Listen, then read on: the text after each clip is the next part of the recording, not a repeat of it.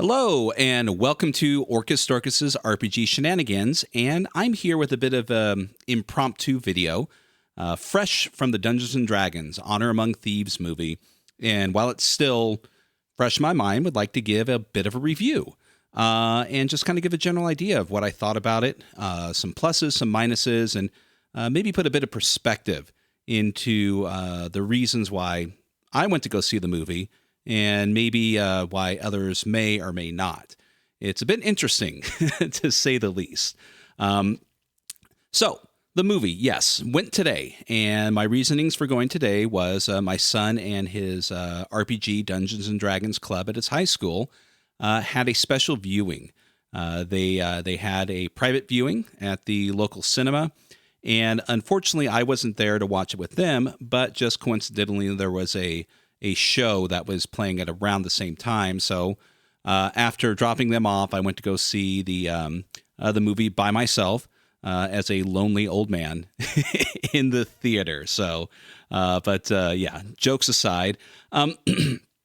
So yeah, it was, didn't go into this movie completely blind. I did, I have been reading, like many of you have, some of the reviews regarding it. And also, more importantly, some of the I guess, predictions and anticipations from both sides of the coin, from, those within who are, deep-seated 5th edition Dungeons & Dragons fans, and those who wouldn't touch it with a 10-foot pole. So it's been interesting, but we'll get to that in just a minute. So the movie itself, it didn't see it in any sort of large capacity. It was a regular size screen. Went through all of the previews and everything, and the movie itself. So yeah, it stars. I'm sure all of you know it stars Chris Pine, Michelle Rodriguez, Justice Smith, Sophia Lillis, Hugh Grant, Chloe Coleman, Daisy Head. Roger Jean Page. Oof, I hope I got that one right. And Jason Wong, amongst others who did cameos and whatnot, whether it was clear or not, such as like Bradley Cooper playing a halfling. So the movie itself, will just make it crystal clear. The movie is a popcorn movie. The movie is meant to go see clearly for entertainment purposes. This is not a movie that is preaching any sort of message. This is not a movie that is trying to take the crown from such, fantasy icons like Lord of the Rings or things such as that, or even, science fiction fantasy like Star Wars. This was strictly a movie that, in my opinion, has presented itself as nothing more than let's go for a fun romp for a couple hours and have a little bit of entertainment and enjoy ourselves. And to me, that's what it was. I wasn't seeing that this was going to be anything groundbreaking in regards to Dungeons and Dragons itself. Had no, delusion that it was going to be an exact interpretation of the game. In fact, to me, that's impossible. And in fact, it'd be something that I wouldn't want to see. Those that were expecting, a tried and true, like they were going to sit down and yes, this is exactly how I envision every session of Dungeons and Dragons that I've ever played or have run, is a bit absurd. This is an homage, like many movies such as this. This is an homage to Dungeons and Dragons, and those who wrote this movie and those who acted within it provided a good homage. But you wouldn't want an exact interpretation of a game to screen. It wouldn't work. It would fumble. it wouldn't be cohesive. And that's the beautiful thing about role-playing games as entertainment versus other forms of entertainment. They provide you these particular tools that allow you to find different ways of enjoying and entertaining yourself. And if you're going into this movie for something that is going to be an exact replica of everything from spells to character classes to even the Forgotten Realms that it takes place in, you're going to be disappointed because it's not going to be that. And I don't think it ever was showing itself off as it was going to provide you that. So yeah, so there's I didn't go into this movie with any sort of expectations any more than I would for any Marvel movie or any DC movie. It strictly was, hey, a fun way to spend a couple hours, have some popcorn, maybe have a few laughs, see a couple Easter eggs because there are plenty of them that will, connect me to the, hey, this is definitely Dungeons and Dragons, or hey, this is Forgotten Realms. But I wasn't expecting a treatise of Dungeons and Dragons to just explode onto the screen. And I do feel that a lot of people out there who have been giving their reviews, I don't know, maybe they went in there with some baggage, some luggage, so to speak, to carry in there, and I feel that it could have been the best movie on this entire planet, and they still wouldn't be satisfied or happy. Excuse me. Likewise, I do, in reading some of these other reviews, I don't know, it just seems like there's some other things that are being laid upon it that I feel is unjustified, because were you going to this movie to enjoy yourself, or were you going in there to analyze the thing? Not just in the context of Dungeons and Dragons, but how the movie itself was handled from a advertising point of view, from the studio point of view. All these things are, all these things are interesting, but those are discussions that should be held separately from did you or did you not enjoy this movie. And I do feel some people out there are kind of combining the two. Like, I could have enjoyed this movie, and it could have been so much more if the studio handled it differently, or if WotC had handled it differently. And and likewise also, one of the things that's been presented quite a few times over and over again is the credits that are being provided for this movie. 100% it sucks that they did not only acknowledge the fact that this came from the minds of Gary Gygax and Dave Arneson and Ed Greenwood. They also really didn't credit WotC itself. This was a Hasbro movie. But you knew that. And you were fooling yourself if you thought otherwise, because this is coming from the same people who didn't consult Jeff Grubb when WotC decided to recreate Spelljammer. They didn't consult Margaret Weiss or Tracy Hickman when it came to their recreation of Dragonlance and their handling of the novels. So to be shocked that this wasn't presented with the proper credit that was due to it, I mean, you're wasting your energy and your breath on things such as that. Yeah, you know what? Wow. Yes, they didn't do that. So there you go. I mean, there's really not much more to say, but does that aspect take away from the general entertainment of the movie? Excuse me. Geez, I can't talk today. No, it doesn't, and it shouldn't. These are two separate things that should be handled together. So if you're the type of person who, well, they didn't credit, Gary Gygax in this movie like they didn't credit, Bill Finger and Batman or other things such as that in previous movie treatments of, IPs that we enjoy, then, I don't know what to say. That's your prerogative and you're entitled to it.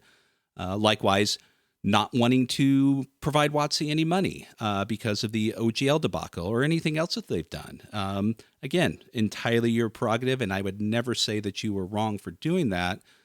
But for those who go and see it, spend their money to go see this movie and then, portray it as, oh my God, I can't believe they didn't do this right, or they didn't do that right, or they didn't, properly credit people. Yeah, I was expecting that too. It was just something to go see someone's interpretation of, a game that we all love and enjoy in one edition or another, to see how they did. And I knew this was going to be a bit of a ramble because I'm, doing this just kind of off the cuff and live, last minute, while the movie's still fresh. But it did that. I mean, it was a fun movie.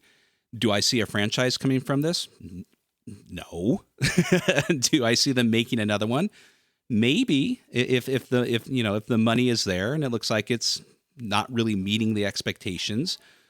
Is it far better than the other D&D movies that we provided and that absolute abomination Dragonlance cartoon movie? Yeah. Is it perfection? Is it the D&D movie that not only do we want but we deserve? No, it's not. And I don't think it was. I don't think it was ever presented to be that. Is it a cash grab of the brand, or is this something that that falls into place with the current way that WotC is going with the D&D brand? Yeah, but again, this is obvious. This should be obvious to everybody. None of this stuff should be a shock. So back to the movie itself, right? So Chris Pine did an excellent job. Went off in a tangent, but let's focus back on the movie. So Chris Pine did an excellent job. He was as charismatic as he's ever been in any movie. He a roguish character. There was, for me, the kind of right amount of snark and stupid little comments to kind of carry it along. Michelle Rodriguez, I think, was really good in this movie. She generally looked like she was having a good time. Justice Smith, I don't know. This is nothing against a D&D movie, but for me, he just tends to keep playing the same type of character that you may see him in his other movies, a bit one and done. Someone who's lacking in a bit of, he's a bit self-conscious about everything. But eventually by the end of the movie, he finds the strength to do what needs to be done. Hugh Grant really eats up the screen, just like oh God, I'm forgetting his name. Anyways, like I said, this is off the cuff, but he eats up the screen. He plays a dastardly character who you knew is going to turn evil right when the moment was there. But again, this is not Citizen Kane. This is not written to be something to sit and ponder for the next several years through screenwriters and people who enjoy the cinema. It's a popcorn movie. Yes, everything plays out the way it's supposed to. You can kind of guess where everything's going. It hits all the typical beats. And if that's something that you're not, if you weren't looking for that in a D&D movie, well, it plays out like it would at the table. There's quite a few things in there that you may go, well, what's the point of that? Or this is obvious and whatnot. Well, then apply the same thing you would at the table. There's a lot of things in here where my head's going, well, that's kind of off, but in the context of a game, that would fall into the rule of cool situation. Sure, that doesn't make sense for all four of them to jump into a gelatinous cube and survive. But if that was something that was going to play out at your table and you wanted, you were doing something with your players, and it seemed to just like, that sounds like a great idea. Let's play this out and maybe just let the rule of cool rule for that particular moment. It's going to create a memorable event for your players that they will talk about from here to eternity. And I feel that some of that needs to be applied to this movie. There's a lot of weird prejudices that seem to be going into this movie outside of the things that I've mentioned, and I think it's called like hate watching. And I don't get that. And why would you spend 15, 20, 30, 40, 50 bucks on something that you are going into that you don't even want to bother with, just to what? Come on YouTube to say, yep, told you this movie sucked. Okay. So I would much rather spend my money that I knew that I was going to at least enjoy, or at least going in with a bit of lower expectations and then being pleasantly surprised, which some people may say, well, you're wasting your money with that because you never know. But guess what? 9 times out of 10 that when things like that have come up, I feel better for myself in watching the movie, because it does usually, surprise me that, hey, this wasn't the best thing since sliced bread, but I had a good time with it. So rambling on. So, yeah, the movie itself, I'm not going to go into the details of it all. Maybe a couple things that I didn't like about it was, um, the some of the CGI was okay. It's no different than what they showed in the previews. So it's not like we got a bad looking CGI and they touched it up, but it's a lot better than some others that I've seen. And I think the biggest glaring one that I had an issue with was halflings in this movie. So, like many people, I have kind of a preconceived notion. If I was going in with any sort of preconceived notions, this was something that's within me that I didn't think would become an issue until I saw it, and that's their presentation of halflings, which literally are just CGI captures of regular people shrunk down. They're not given any sort of extra look about them. They, for me, halflings are this kind of mixture of hobbits and, how I feel that they're presented within things such as the Warhammer universe or even D&D for that example. But they just kind of have this, they just look like regular people shrunken down, kind of like how some of the imagery was taken with halflings, I believe was, in third edition. That particular illustration that's within some of the core books regarding halflings never really liked. They just kind of look just like, men who have been shrunken down and women who have been shrunken down. They really didn't have any other personality other than the fact that above their head it said halfling. And so halflings in this really didn't have that either. So that was a disappointment. And but I had no idea that they were going to be presented as such within the movie. So I wasn't going there going, "Oh, look, I told you these halflings look crappy." So that's one thing, that I may have taken issue with. But overall, I mean, it's just a fun little romp. Eat some popcorn, take your kids, take your wife, go with your friends. Turn off some of those, introspective, voices in your head that is just going to like look for every glaring fault within it, and just enjoy it for what it is. Because the way things are looking, there may or may not be another movie, at least based in this particular type of Dungeons and Dragons, because it doesn't seem like it's performing as well as they want.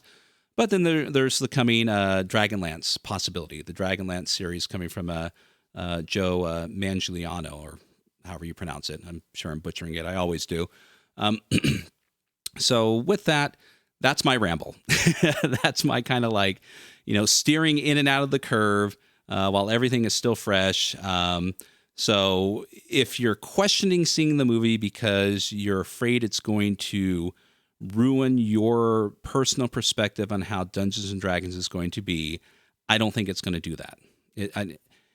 If you're going to go see the movie to hate watch it and find everything wrong with it, you're going to have a very long list because you're going to find everything at fault regardless of what it is.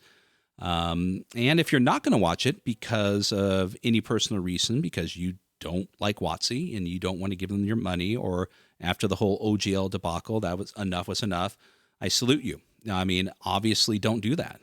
Don't waste your money for those reasons, but don't spend your money just to come on Twitter or YouTube and say, "Yep, told you this movie sucked because of," and then unroll the list and go down and name everything off. So there you go. Wish I had a little bit more. Okay. One more thing I think I'll add to it is the Tiefling, Sophia Lillis. She's a very talented actress. Enjoyed her performance in it. I do feel that her actual part in this was, I don't know, almost unnecessary. She doesn't really do much herself as an actress. She doesn't really provide much other than the onus for, a lot of the CGI effects of shape changing into various animals. But as a character, it just kind of seemed very flat. Just like I'm just here to make the wizard feel a little bit worse about himself and not provide much more. So, but again, did it ruin the whole movie? No. Did her performance, was it a distraction from the movie? No. I don't think it was. Everyone else within the movie was good. All of the unnamed people that I haven't spoken of, but I think another highlight of the movie was the Paladin was enjoyable. I think that really kind of portrayed the straight edge, lawful good paladin of just walking the straight and narrow path, and not really having a sense of humor, but not necessarily being humorless. I think that was a fun little take, and it was enjoyable. Action scenes were all right. A lot of the magic within the movie was okay. I mean, sure, that spell doesn't do exactly that, or this spell doesn't do exactly that. Again, it's an homage. It's not an exact recreation simulation of D&D. They're going to take some artistic measures with it to make it as enjoyable as possible. So this, again, rambling in and out, steering it out of the curve. This may be a bit of a milquetoast review, but I'm not angry that the movie exists. If I'm going to hold any ire towards anything regarding D&D, it's going to be focused strictly on WotC and what they are doing with the game itself. But by all means, create more movies. Create the Dragonlance series, create more D&D movies, create a cartoon series, whatever you want to do. I'll probably give it a watch one way or another. But as far as things such as the game is concerned, yeah, I'm with most of you with that. Really don't want anything to do with WotC in general and the D&D game and the way that they're taking the again, quote unquote brand with what it is that they're trying to do. But I do feel when it comes to the media, such as the movies, I can give that a bit of a pass. Everything else can, whatever. So there you go. Hope this is somewhat coherent. I'm not going to edit it. I probably should, but I'm just going to post this out, and I'll leave it with, what do you guys think? If you've seen the movie, let me know. Make a comment on here. Make a comment on Twitter. You know where to find me. And if I've said anything wrong, if I've insulted anybody, I apologize. Let me know. I'm just a rambling fool. So with that, this has been an impromptu episode of OrcusDorkus's RPG Shenanigans. And if I happen to say OrcusDorkus's RPG Imaginings in the beginning, Michael, I apologize again. So have a good day. Go see the movie. Enjoy it. Have a good time. And until next time, have a good evening. Bye.